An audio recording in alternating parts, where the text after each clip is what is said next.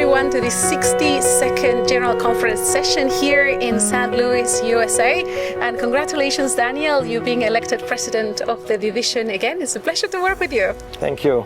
And I want to introduce, for those of you looking at this lovely lady right next to me, this is Patricia Oberte, and I call her our reel queen. She's been doing the reels for us during this session, the lovely images, and we're going to be asking you a few questions about the future of the TED. So I guess I'll just get started. What are your 3 top priorities for the 5 years ahead, your dream for the Trans-European Division? Yeah, thank you, Vanessa. I think what the division needs to do is to engage with the European culture. It's a changing environment, and if we are not engaging seriously, developing new leaders, listening to young people, engaging with various cultures, we will be increasingly irrelevant. And that's why I would say that the top 3 priorities needs to be mission reimagined, leadership development and engagement of younger generation, women, immigrant communities, and then unity in diversity. Europe is diverse not only linguistically, culturally, but also religiously within Adventism, and we need to move beyond coexistence to co-belonging. Oh, I like that, co-belonging. So that we can fulfill the mission that God entrusted us. Absolutely, absolutely. And I love the emphasis on young people. Patricia?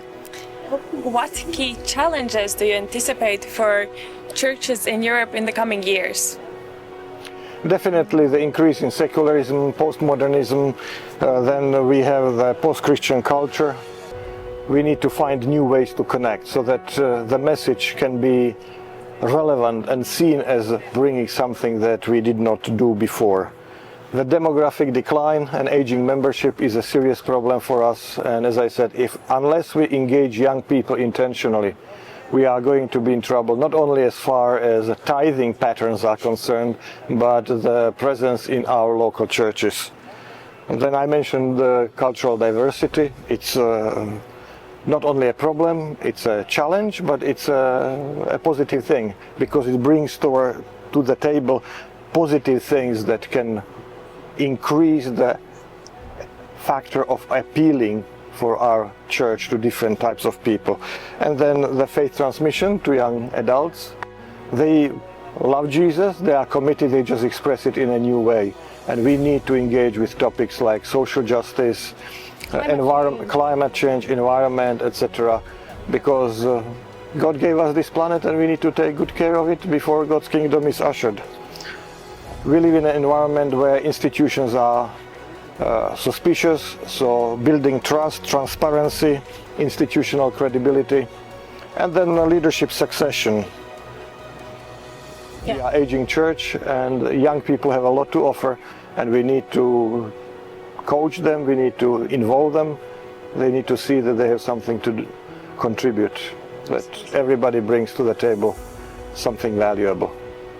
And the relevancy of our message, how do we express sanctuary, gospel, heaven, investigative judgment, you name it, in a culturally relevant way, so that the essence is still there, but it's said in a way that appeals to people and they say, wow, I need this in my life. As you mentioned something about leaderships, what is one lesson you have learned that has shaped your leadership style? There was a health study in Alameda County, it's part of San Francisco, that discovered that people who had healthy habits but were not socially connected, they were not as, they did not have the same longevity as people who had bad health habits but were socially connected. So the things I have discovered, it's better to eat chocolate with friends than broccoli alone. All of us have blind spots. And in younger years of my pastoral ministry or as a teacher or leader, I try to convince everybody about the truth. If everybody will just see the truth, everybody will get it and we will get there. At this stage of my life, I have discovered all of us bring something to the table, and in the diversity is our strength. You see things that I don't see. the chocolate that I like is the last thing I need. Look at me.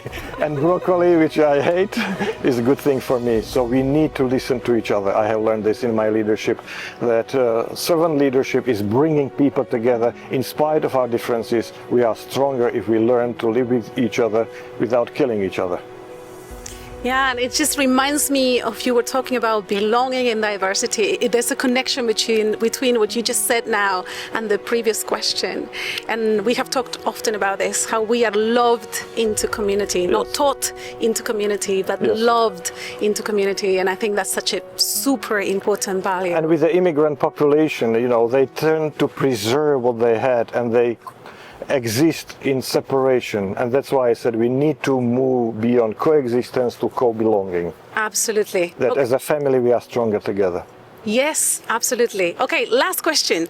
2030, 5 years from now, you come to the end of another 5-year quinquennium. Yes. So what do you expect to see? What are the things you go like, I really want this to happen in the next 5 years?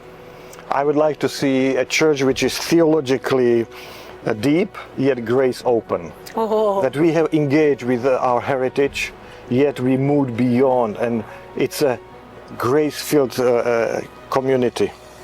A place which is radically inclusive and yet culturally reconciled. That we live together loving each other.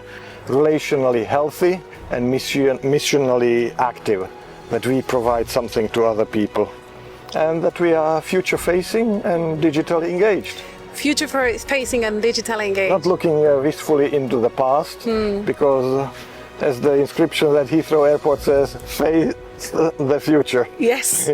Face where you are traveling. Yeah. You know. Because you're gonna end going in the direction you're facing. Right. We need to be agents of hope in the environment in which we live.